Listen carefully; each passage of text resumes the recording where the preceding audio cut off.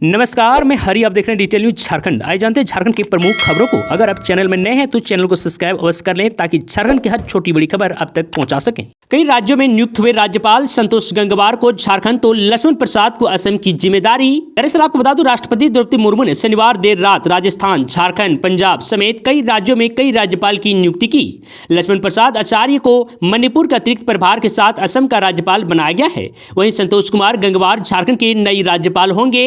वह सीपी राधाकृष्णन की जगह लेंगे, जबकि सीपी राधाकृष्णन को महाराष्ट्र का राज्यपाल नियुक्त किया गया है। आपको बता दूं, गुलाब चंद कटारिया को बनवारी लाल पुरोहित के स्थान पर पंजाब का राज्यपाल बनाया गया है।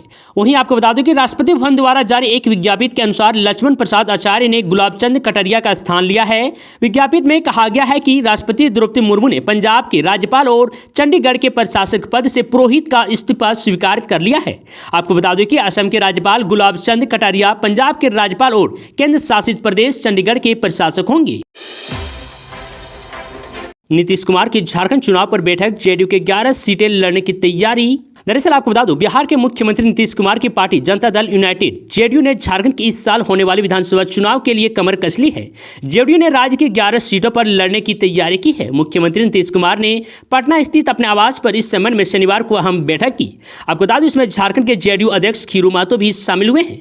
आपको बता दूं कि सीएम ने झारखंड के सभी पार्टी पदाधिकारी को विधानसभा चुनाव की तैयारी में जुट जाने का निर्देश दिया है। वहीं आपको बता दूं, मुख्यमंत्री नीतीश कुमार की बैठक में शामिल होने के बाद पत्रकारों से बातचीत में झारखंड जेडीयू अध्यक्ष खीरू महतो ने बताया कि उनकी पार्टी राज्य की सभी सीटों पर तैयारी कर रही है। उन्होंने स्पष्ट किया है कि जेडीयू झारखंड में बीजेपी के साथ गठबंधन में रहकर ही चुनाव लड़ेगी। सीटों को लेकर जेडीयू के कार्यकारी अध्यक्ष संजय झा की बीजेपी नेताओं से बातचीत चल रही है।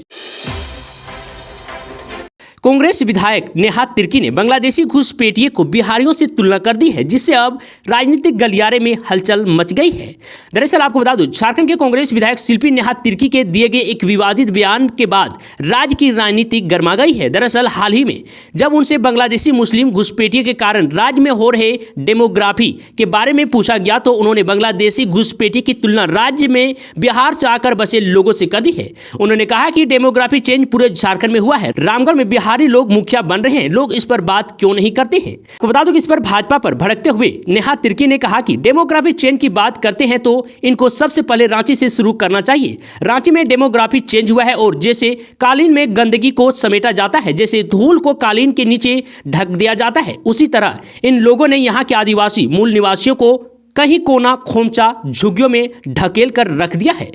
तो वहीं उधर मांदर विधायक शिल्पी नेहा तिर्की के इस बयान के बाद भाजपा नेता उन पर भड़क गई हैं। भाजपा के प्रदेश प्रवक्ता प्रतुल सहदेव ने इस मामले में कड़ी प्रतिक्रिया देते हुए कहा कि माननीय विधायक को समझना चाहिए कि बांग्लादेशी के मुस्लिम घुसपैठिए दूसरे देश से अवैध तरीके से आकर संथाल एवं झारखंड के अन्य क्षेत्र में बसे हैं, जबकि बिहार से आकर यहाँ लोग अपने देश के कानून के तहत बसे हैं। इन दोनों की तुलना कर उन्हें ओछी राजनीति का परिचय दिया है।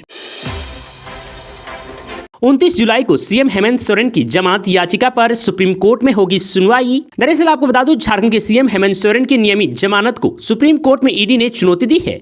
आपको बता दूं, इस चुनौती याचिका पर सुप्रीम कोर्ट में 29 जुलाई को सुनवाई होगी। इस याचिका को जस्टिस BR गवई और जस्टिस KB विश्वनाथ की खंडपीठ में सुनवाई के लिए सूचीबद्ध किया गया है। आपको बता दूं, ईडी ने अपनी याचिका में झारखंड हाईकोर्ट के आदेश को चुनौती देते हुए सीएम हेमंत सोरेन की जमानत रद्द किए जाने की मांग की है।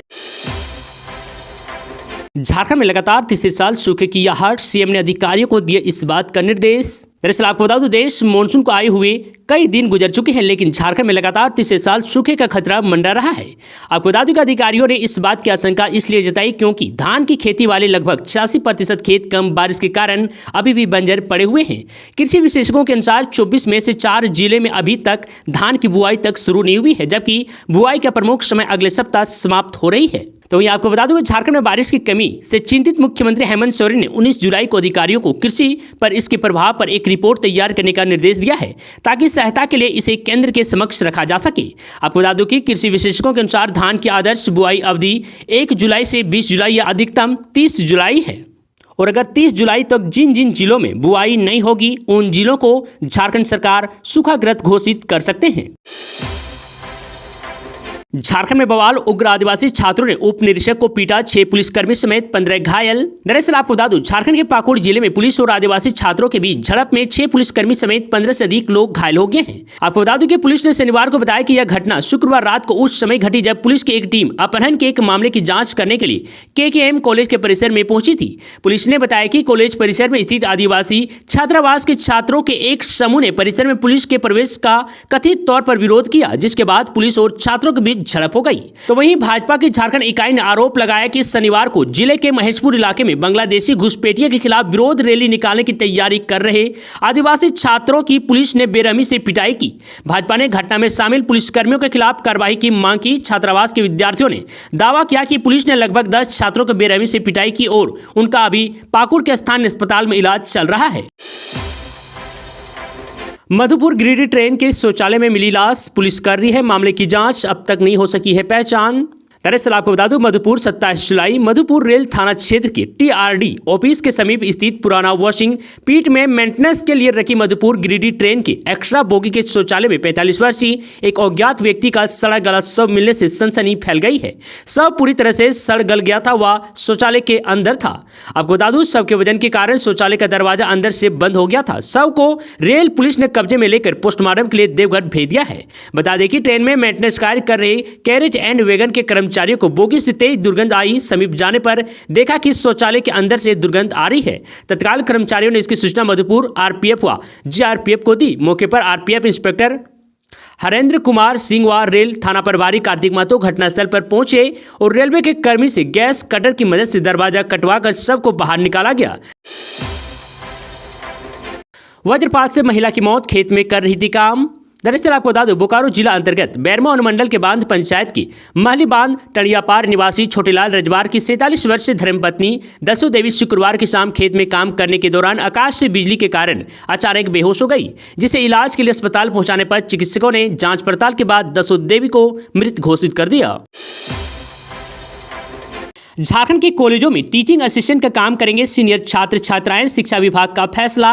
दरअसल आपको बता दूं, विश्वविद्यालयों एवं कॉलेजों में शिक्षकों को आवश्यक मदद प्रदान करने के लिए शैक्षणिक सहायक टीचिंग असिस्टेंट बहाल किए जाएंगे। इसकी जिम्मेदारी विश्वविद्यालय कॉलेजों के ही सीनियर छात्र छात्राओं को दी जाएगी।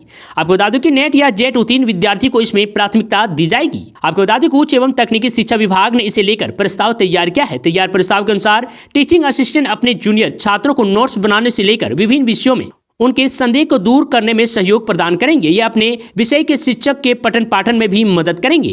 आपको बता दूं, किसी शिक्षक के अवकाश रहने पर ये कक्षाएं भी ले सकेंगे। हालांकि इसके लिए उन्हें स्नातकोत्तर यानी कि PG उत्तीर्ण होना होगा।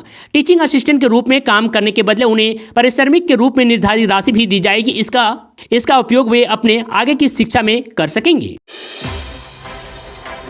गिरिडीह में पिता ने ही बेटी को काट डाला, मनमानी करने और बात नहीं मानने से था नाराज। दरअसल आपको बता दूं, देवरी गिरिडीह जिले के देवरी थाना क्षेत्र स्थित महेशिया दिघी गांव निवासी प्रभु सिंह ने शुक्रवार की रात अपनी ही 42 वर्षीय बेटी मंजू देवी की धारदार हथियार से गला काटकर हत्या कर दी। घटना के कारण पिता पुत्री के बीच चल रहा विवाद बताया जा रहा है। आपको बता दूं, देवरी थाना की पुलिस आरोपित पिता को हिरासत में लेकर पूछताछ कर रही है। आरोपी पिता ने बताया कि उन्होंने मंजू की शादी उत्तर प्रदेश के देवरिया जिला स्थित गाजी खेमोतेही गाँव निवासी घनश्याम सिंह के साथ की थी। आपको बता दूं, उसे 3 बेटियां हैं, जिसमें से 2 की शादी हो चुकी है। तो वहीं आरोपित ने आगे बताया कि मंजू की एक और बेटी अपनी बहन के साथ सूरत में रहती है। मंजू ससुराल में ना रहकर मायके में रहती थी, जबकि उसका पति देवरिया स्थित अपने गांव में रहता है। तो वहीं पिता ने बताया कि 1 माह पहले मंजू कहीं बाहर से घूमकर घर लौटी थी। बगल के ही गांव कोसोगोंदो दिघी का एक युवक अभी अपहरण के मामले में जेल में बंद है। आपको बता दूं कि उसके जेल जाने से पूर्व मंजू उसके घर आना जाना लगा रहती थी। उसे शक था कि मंजू का उससे अवैध संबंध है या उसे बर्दाश्त नहीं हो रहा था, जिसके कारण बाप ने ही बेटी की हत्या कर दी। शारीरिक शोषण और मानसिक उत्पीड़न, होटल के 5 अधिकारियों पर महिला मैनेजर ने लगाए गंभीर आरोप। दरअसल आपको बता दूं, झारखंड के धनबाद में एक मशहूर होटल के 5 अधिकारियों पर गंभीर आरोप लगे हैं। ये आरोप होटल के काम करने वाली महिला मैनेजर ने लगाए हैं। आपको बता दूं, महिला मैनेजर ने इन 5 पर जबरदस्ती, शारीरिक शोषण, मानसिक उत्पीड़न और नौकरी से हटाने की साजिश का आरोप लगाया है।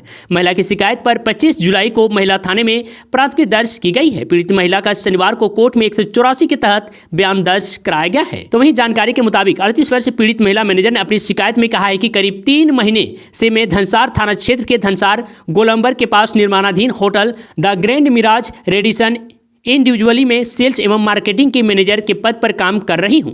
इस होटल के खोलने से पहले होटल प्रबंधन द्वारा अन्य कर्मचारियों की भी नियुक्ति की गई है। वहीं पीड़िता ने कहा कि राजीव गोस्वामी और प्रतीक मोहन अक्सर मेरे शरीर को बुरी से छूते थे। वे दोनों हमेशा मुझे अश्लील बातें करते थे और अश्लील हरकतें भी करते थे।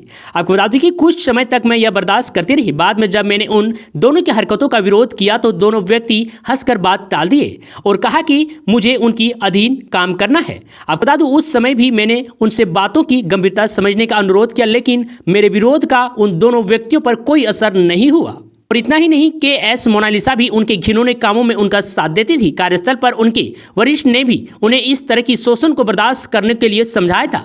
25 मई 2024 को जब चुनाव के कारण धनबाद के सभी सरकारी और अर्ध सरकारी संस्थान में अवकाश घोषित किया गया था, उस दिन भी मुझ पर जबरन काम करने और आने का दबाव बनाया गया, जबकि मुझे पता था कि उस दिन अन्य सभी कर्मचारी अनुपस्थित रहेंगे। उन लोगों की गंदी मनसा को भांपकर मैं उस दिन काम पर नहीं गया। प्रतीक मोहन ने मेरी हाजिरी काट कर मुझे उस दिन अनुपस्थित कर दिया। जब मैं 29 मई 2024 को अपने ऑफिस गया तो राजीव गोस्वामी और प्रतीक मोहन ने मुझे धमकाया और कहा कि मुझे उनकी मर्जी और उनकी शर्तों पर काम करना होगा। जब मैंने उनसे कहा कि उनकी शिकायत होटल मालिक और मैनेजमेंट से करूंगा तो उपरोक्त 5 लोग मुझे घसीटकर प्रतीक मोहन के केबिन में ले गए। फिर उन्होंने मेरे साथ बुरी तरह दुर्व्यवहार किया। 5 लोगों ने मिलकर मुझे बुरी तरह से खींचा, जिससे मेरे शरीर के कई हिस्सों में खरोंचें आ गई।